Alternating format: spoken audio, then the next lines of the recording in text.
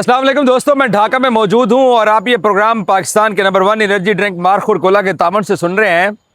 भाई साहब, ढाका टेस्ट का पहला दिन कोई टेस्ट था? नहीं नहीं नहीं नहीं, ये पाकिस्तान की बॉलिंग का इम्तिहान था। ये पाकिस्तान की प्राइम फास्ट बॉलिंग का इम्तिहान था और ये इम्तिहान बहुत मुश्किल था। जैसे इम्तिहानी मराकज़ के अंदर कोई पेपर दिया जा रहा हो और सर के ऊपर जो है वो निगरान खड़े रहते हैं और आपको ना नकल मारने देते हैं और फिर आपके जो आपके अंदर होता है, जो आपने तैयारी की होती है, वो आपने करना होता है और वो मुश्किल इम्तिहान होता है। रिजल्ट तो खैर 5 दिन बाद ही आएगा इस इम्तिहान का, लेकिन पहला दिन इस इम्तिहान का भाई बहुत लंबा, बहुत टफ और इतना मुश्किल कि मतलब समझ नहीं आई कि पाकिस्तानी बॉलर्स जो हैं वो टेस्ट मैचेस के अंदर, यार चलो पेसर की तो चलो मैं मान ही लूं कि पेसर का पैर आगे पीछे हो जाता है, भाई साहब स्पिनर भी 6 नो बॉल नुमान अली ने करवा दिए हैं। और शान मसूद साहब और पाकिस्तानी टीम का जो थिंक टैंक था, हम सबको ये लगता था ना कि ये फास्ट बॉलिंग ट्रैक है जो कि बैटिंग ट्रैक के अंदर कन्वर्ट हो चुका है। ये ग्रासी ट्रैक जो कि पेसर्स की मदद के लिए था, जिसके ऊपर घास छोड़ी गई थी। और यही वजह है ना कि हमने टॉस जीत के पहले बॉलिंग करने का फैसला किया कि हम बांग्लादेशी बैटिंग को तहस नहस करके तो लंच से पहले, लंच के बाद हम इनको आउट कर देंगे या टी तक आउट कर देंगे और शाम का सेशन हम खुद बैटिंग करेंगे।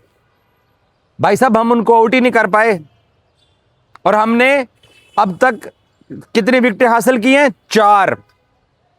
85 ओवर्स का खेल हुआ है। कल नया बॉल पाकिस्तान को मिलेगा। मोहम्मद अब्बास प्रेस कॉन्फ्रेंस में आए, उन्होंने कहा कि जी हम नए बॉल से आगे इनको जल्द से जल्द आउट करने की कोशिश करेंगे। और आपकी बैटिंग लाइनअप में by the way Babar Azam भी नहीं है।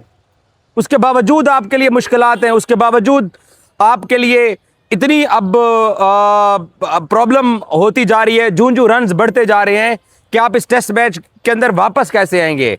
हमारी बॉलिंग इस पहले टेस्ट मैच के पहले दिन को, जिसको मैं टेस्ट की बजाय इम्तिहान कह रहा हूं, नाकाम हुई है। अब बैटिंग की बारी आनी है, बल्कि बैटिंग की बारी तो तब आएगी ना जब टेस्ट मैच के दूसरे दिन हमारे बॉलर्स जो हैं ये 6 विकेटें हासिल करेंगे। और इतनी आसानी के साथ बांग्लादेश अपनी होम कंडीशन में आपको विकेटें नहीं लेने देगा। पहले शायद हमसे विकेट रीड करने में गलती हुई, फिर शायद हमसे टॉस के बाद डिसीजन के अंदर गलती हुई, शायद कहीं ना कहीं हमें अपनी प्लेइंग 11 के अंदर भी गलती हुई। और दूसरा, अब कहना चाहिए कि नहीं कहना चाहिए, हमारे जो बॉलर्स हैं बेचारे बाद में फिर हमसे नाराज भी हो जाते हैं।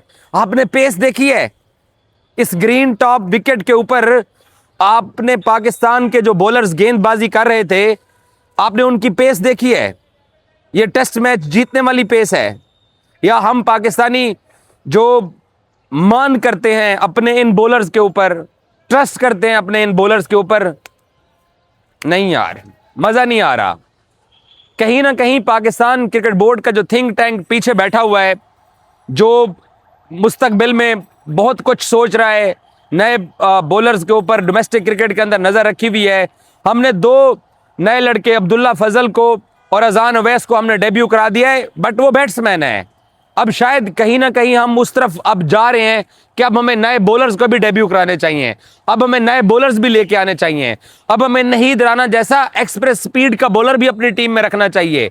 कभी भी पाकिस्तान की टेस्ट की बॉलिंग, अब मैं माड़ी का लफ्ज़ इस्तेमाल नहीं करना चाहता, ना मैं माठी का लफ्ज़ इस्तेमाल करना चाहता हूं, फिर हमारे बॉलर्स नाराज़ हो जाते हैं, कहते हैं इजाज भाई जो ना वो हमारे ऊपर तनकीद करते हैं। भाई साहब, पाकिस्तान क्रिकेट बोर्ड आपके ऊपर कॉन्फिडेंस शो कर रहा है, आपको बार बार मौके दे रहा है। आप भी थोड़ा सा अपना कॉन्फिडेंस शो कीजिए और आप भी थोड़ी अच्छी क्रिकेट खेलिए। आप अच्छी क्रिकेट खेलेंगे तो क्या होगा? कौम खुश होगी।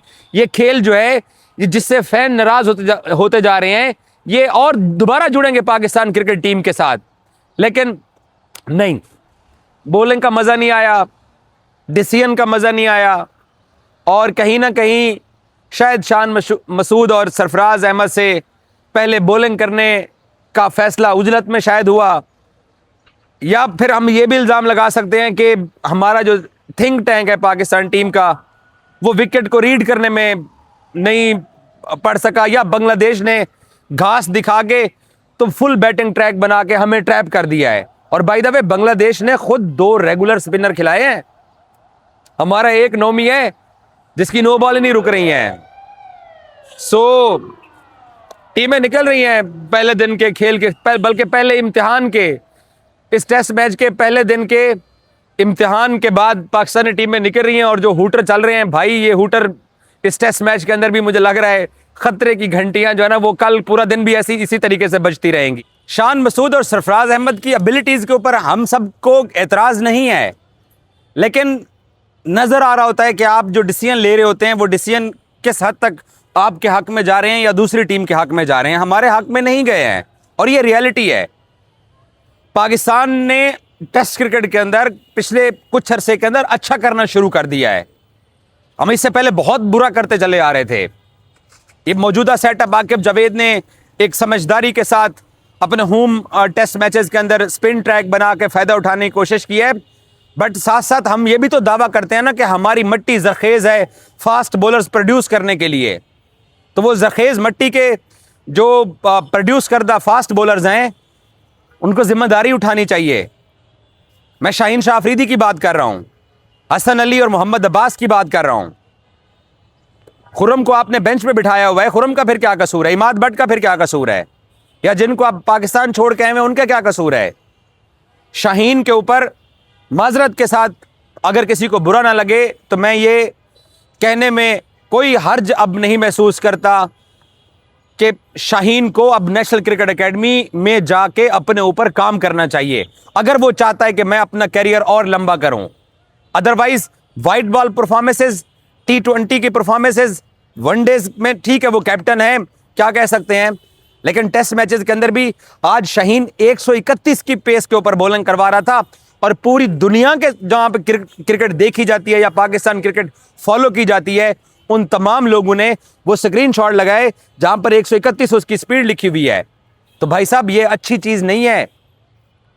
आपको अपनी स्पीड को इंक्रीज करना पड़ेगा। कम से कम आप टेस्ट मैचेस के अंदर आपको तसलसल के साथ 140 प्लस के ऊपर गेंद करवानी पड़ेगी, तभी जाके आप टेस्ट मैचेस जीत सकते हैं। और हम कोई शाहीन के दुश्मन या कोई मुखालिफ नहीं है। नजर आ रहा है कि एक बंदा नहीं अच्छा कर रहा और उसके ऊपर तनकीद प्रेशर बढ़ता जा रहा है, बजाय कि आपको साइड लाइन कर दिया जाए। पहले भी कुछ टेस्ट मैचेस के अंदर पाकिस्तान ने शाहीन को बिठाया जब परफॉर्मेंस नहीं आ रही थी, तो बजाय के साइड लाइन होने से अपने आप को हमें ठीक करना चाहिए। बाकी बांग्लादेश को भी हमें अप्रिशिएट करना चाहिए, शांतो को अप्रिशिएट करना चाहिए, मुशफीक को अप्रिशिएट करना चाहिए।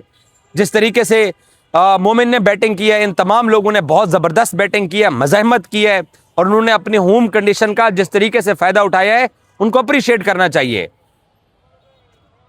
पहले दिन का पहला इम्तिहान भाई साहब, रिजल्ट तो कोई नहीं आया, लेकिन बहुत मुश्किल हालात हैं। और 300 रन जब पहले दिन टेस्ट मैच के ऊपर आपके सर पे चढ़े हो ना, तो फिर दूसरा दिन फिर आपके लिए और मुश्किलात का बायस होता है, क्योंकि आप वो 300 रन आपके ऊपर चढ़े होते हैं और फिर आहिस्ता आहिस्ता वो अपना रन रेट और तेज करते चले जाएंगे। बट ये 5 दिन का टेस्ट मैच है, आपके पास 2 इनिंग्स बैटिंग करने के लिए पड़ी हुई हैं। और इस मीरपुर ढाका स्टेडियम के अंदर सुनने में आ रहा है कि चौथी इनिंग्स में 200 प्लस कभी चेज भी नहीं हुआ। हमने टारगेट चेज करना है, पहले हम उनकी लीड तो उतारें। कम बैक हम कर सकते हैं, बॉलर्स जिम्मेदारी दिखाएं, हम कम बैक कर सकते हैं। बैटिंग का देखते हैं कि हमें कब बारी मिलती है।